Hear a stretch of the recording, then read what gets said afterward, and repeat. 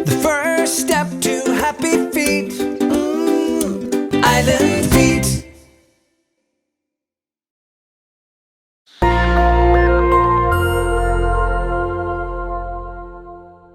Aloha everyone, I'm Malika Dudley, and today we're on the west side of Maui aboard the Trilogy Elua for a very special reason. I'm here with Tova Callender from the West Maui Ridge to Reef Initiative. Tell us what we're doing here.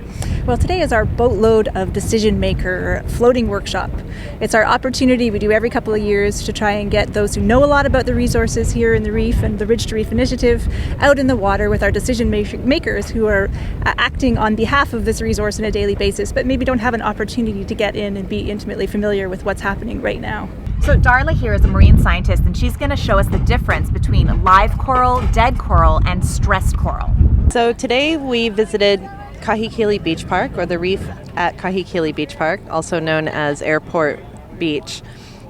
It's a reef that's been under a lot of stress, and we have some long-term coral monitoring data that indicates that we lost almost 50% of our coral cover in 2005.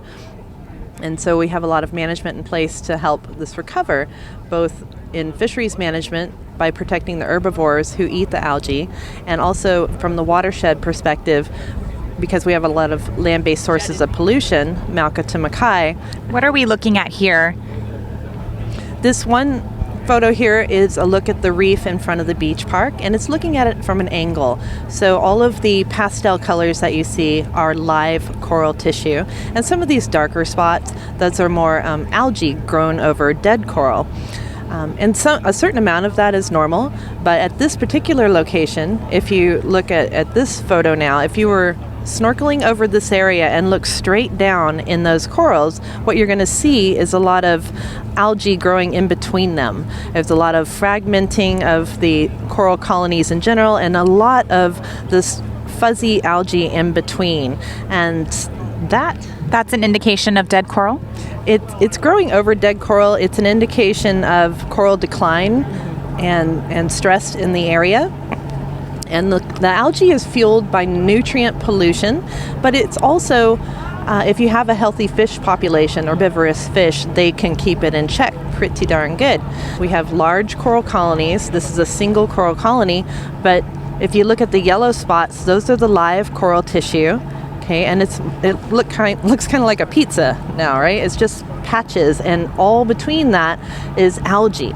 Okay, the brown algae is turf algae. Okay, so this was one colony. It was one colony of animals. A single animal built this, and now it's dying back. It's degrading, and these pink spots in here, this pink rock-like spot, is called crustose coralline algae, and this is a sign of resilience.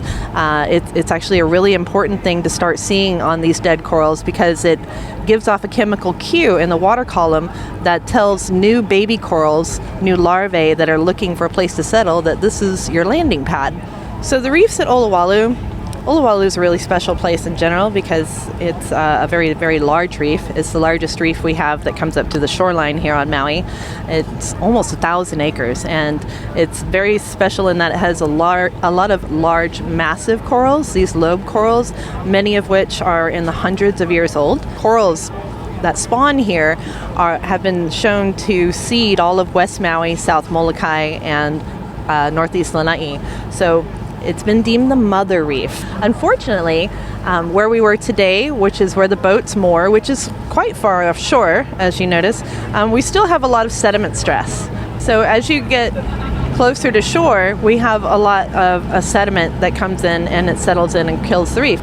Bleaching hit Uluwatu really, really hard, and we tagged a number of colonies to follow through time. A lot of them in September, like this Parades right here. And then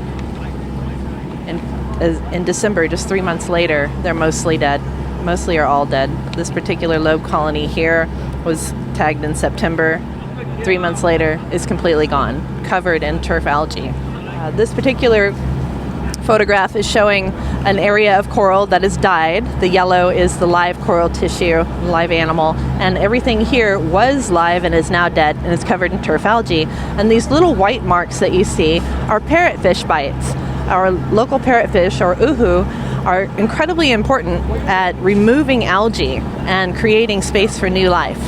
Today's tour was really exceptional because it taught me all the important work that we must do in the Council for Policy and do things that are proactive and not reactive. And as a policymaker, it's important for me to see, feel, touch these issues firsthand instead of just reading about it in position papers or looking at PowerPoints.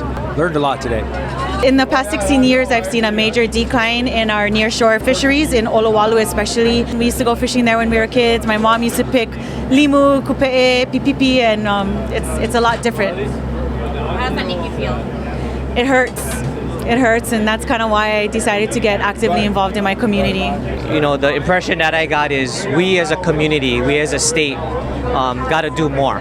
We got to figure out a way of addressing these runoffs and contaminants and pool our resources and work collaboratively to ensure the health of our reefs. What are some specific things that people at home can do to help save our reefs? There's actually quite a lot that people can do, and a lot really focuses on your impact in terms of polluted runoff. So the amount of water you're using, water conservation is a big thing because that water ultimately ends up in the ocean. So we have a program that's focused on ocean-friendly landscaping, so actions you can take dealing with your lawn. We also have a program for properties for reducing polluted stormwater runoff. So there's a lot of things people can actually do, and they can check out our website for details. We'd love to get more folks involved in reducing their individual contributions. Thank you. We'll put that link on our website at MauiNow.com. For Maui Now, I'm Malika Dudley. Ohiho.